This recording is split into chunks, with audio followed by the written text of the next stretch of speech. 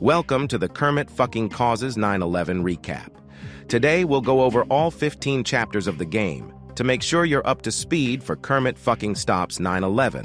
Without further ado, here we go.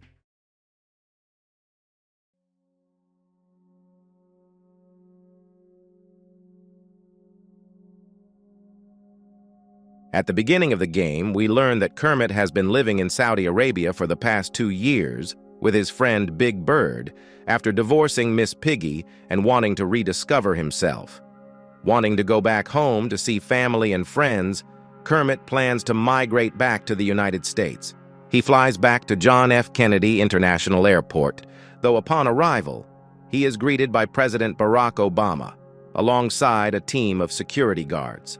Obama explains to Kermit how there is an ongoing conflict between America and the Middle East, specifically Saudi Arabia, and as a Saudi Arabian citizen, he must be deported back. Kermit tries to resist deportation, though eventually he is caught and flown back.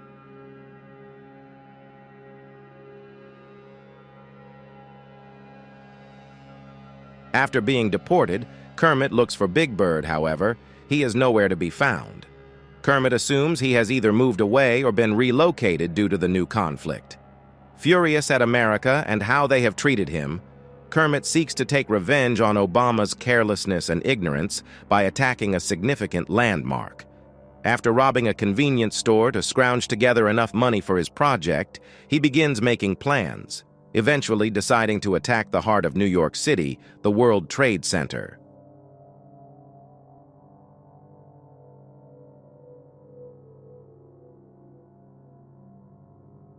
While Kermit spends several days and nights working tirelessly, it soon becomes apparent to him that he doesn't have nearly the amount of resources he needs to be able to put his plans into fruition. Defeated, Kermit begins packing up his plans, though before he can finish, he meets Osama bin Laden outside of a kebab shop. Osama says that he had snuck into Kermit's shack and seen him at work the night before. He offers Kermit to combine efforts with his terrorist organization, Al-Qaeda, as they had also planned to perform an attack on American soil. Kermit agrees to this, and Osama brings him to the headquarters, where he goes over their plans. On top of their idea of attacking the Pentagon, Kermit suggests the idea to attack the WTC as the primary target. Osama admires Kermit's plan, and they forge the ideas together. Suddenly, there is a breach at the base. However, Kermit is able to help fend off the intruders, which makes Osama officially take Kermit in as a high-ranking member of Al-Qaeda.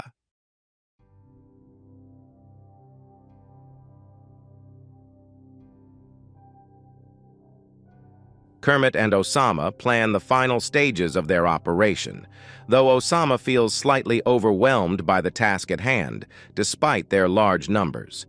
He asks Kermit if he has any other connections who would be able to assist them.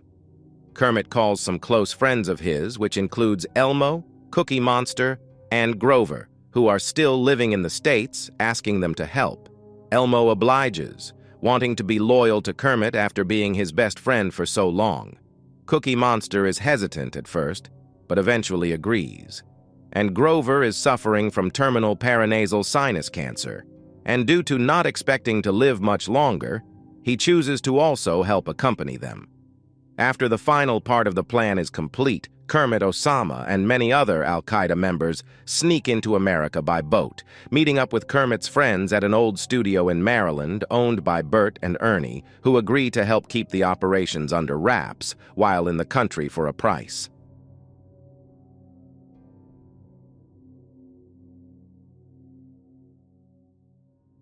The group continues getting ready to initiate the attack, having chosen their planned attack date of September 11th.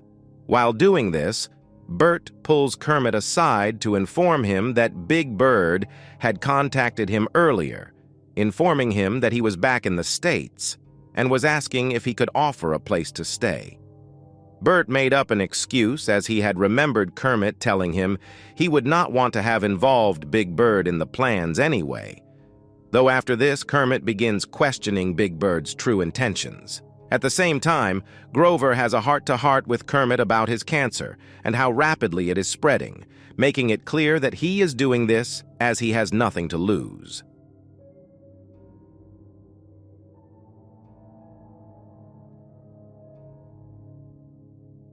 As the big day nears, the group is divided up in order to have enough people to hijack the 4 desired passenger planes.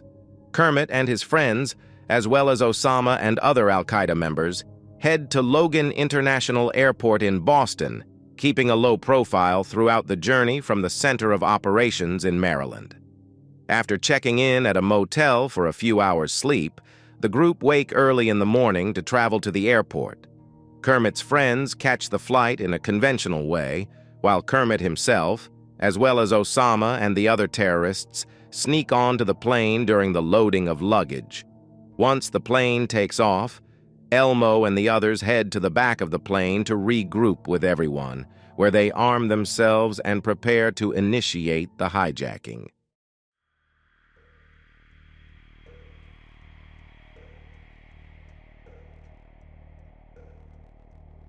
Kermit begins the hijacking by announcing to the other business-class passengers what is happening. Other Al-Qaeda members head down to the economy and first-class levels of the plane. After dealing with some unruly, uncooperative passengers, Kermit heads up to the cockpit, where he takes out one pilot and immobilizes the other. He redirects the plane from the intended destination of California to Manhattan, lowering the altitude and flying directly towards the Twin Towers. When nearing, another Al-Qaeda terrorist takes over the cockpit, allowing Kermit and his friends to evacuate the plane, knowing they do not intend to go down with them. Osama decides to also go with Kermit, knowing he will need to stay alive to control Al-Qaeda. Grover does not intend to leave, however, reinstating his death wish and convincing Kermit to let him go the way he wants to. The group says their goodbyes, and they leave the plane mere minutes before it crashes into floors 93 to 99 of the North Tower.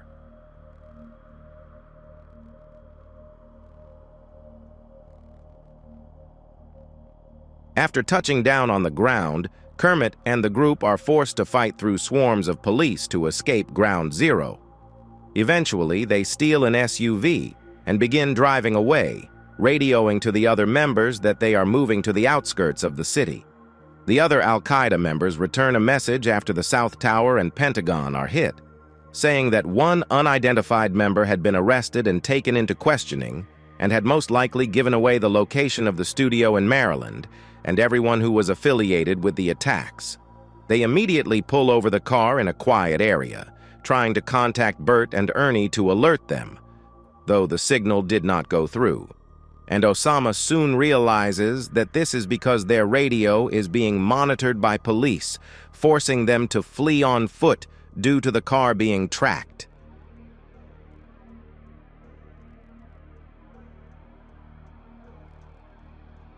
Chapter 9 makes the narrative slow down in pace for a bit, as the whole chapter is just a highly graphic 36-minute sex scene between Bert and Ernie, where you'll see them going through all fathomable positions and... Man, what the fuck is this game? Like, seriously, you've gotta be joking with this shit. I ain't even played it. What the fuck was Bethesda smoking? You know what? I quit. Get someone else to commentate your queer game. Weird-ass motherfuckers. Hey everyone. I'll be doing the rest of the recap video because Marcus just quit his job. Anyway, let's get back on track.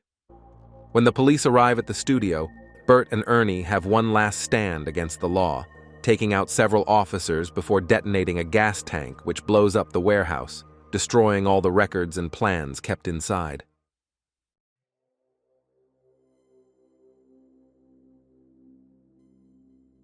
Everyone regroups at an abandoned building in eastern Pennsylvania, where they go over what had happened. Some members return from the nearby town after looking at the news, finding out that Grover was the one who had been taken in for questioning. This baffles Kermit, as he'd presumed Grover had died in the first plane crash.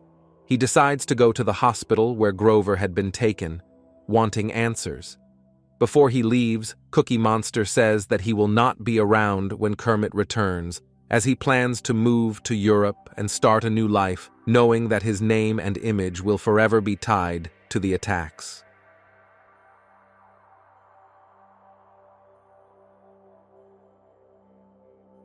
Kermit arrives at the hospital, sneaking his way in and taking out the security which had been put in place for Grover. He arrives at Grover's room, and when Kermit enters, Grover is not surprised to see him. Kermit berates Grover for what he did, labeling him a traitor and a coward, though Grover argues back to Kermit, explaining how he did it as he always felt he had been in Kermit's shadow, and Kermit's greatness had stopped him from ever having the recognition and respect he deserved. Kermit, despite being furious, understands where Grover is coming from. He asks Grover one last question, however, which is, how did he survive? This is when Big Bird enters the room, pointing a gun to Kermit. He reveals that he had been working with Obama since Kermit left, giving an inside scoop of the Saudi Arabia conflict. Though Big Bird soon pieced together what Kermit was doing after contacting Bert. The pair have a brutal fight, eventually coming to a standstill after both are bruised and beat up. Big Bird has an epiphany about what he's done, regretting turning on Kermit after being his friend for so long, saying that he only wanted to be a part of something bigger. Though after this, Big Bird tries to blame Grover for what happened, trying to convince Kermit to take him out instead. However, Grover had picked up Big Bird's gun after it had been dropped, and he shoots Big Bird in the head. Grover asks Kermit to unplug his life support, satisfied that they had come to terms with one another, and Kermit had apologized.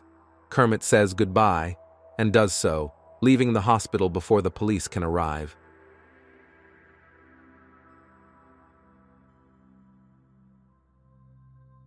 After he returns, Kermit talks to Elmo personally about what exactly had happened. And while he did not agree with Big Bird trying to turn on Grover, he did come to a realization about Al-Qaeda and how working with them was not a good idea, due to there not being a visible exit available for them. Kermit explains that despite not being told to do so by Osama yet, he is going to confront Obama. Elmo is very worried for Kermit, knowing how powerful Obama is, but Kermit assures Elmo that he will be fine. At night, Kermit takes one of the group's cars and drives to Obama's tower. He arrives, having to work his way up through all the security and guards. After a long-fought battle, however, he makes it to the top and enters Obama's center of operations.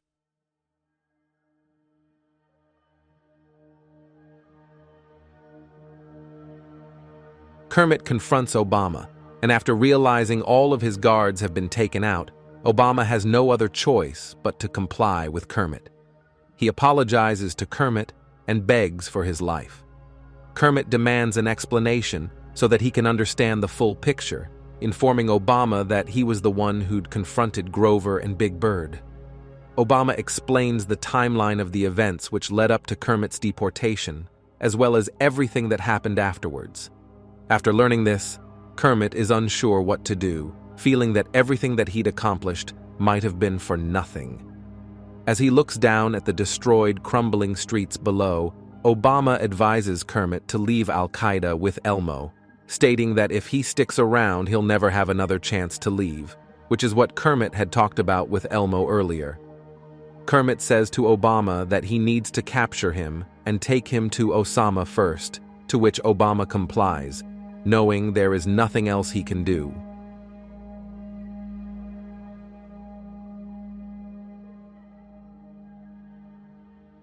As Kermit descends the tower with Obama, Kermit says to Obama that he can come with him and Elmo, though Obama declines this, stating that he'd prefer to die with honor than run away from what is coming. Kermit contacts Elmo, telling him the plan and to prepare for them to escape after Obama is dealt with. Elmo takes one of the jeeps the group has been using and parks it in an alley not far from the designated meeting place Osama had decided upon. Kermit meets with Elmo near the meeting spot and hands Obama over to one of the senior terrorists of the group. Elmo assures Kermit that everything is ready and that after this they will have a short opportunity to escape for good.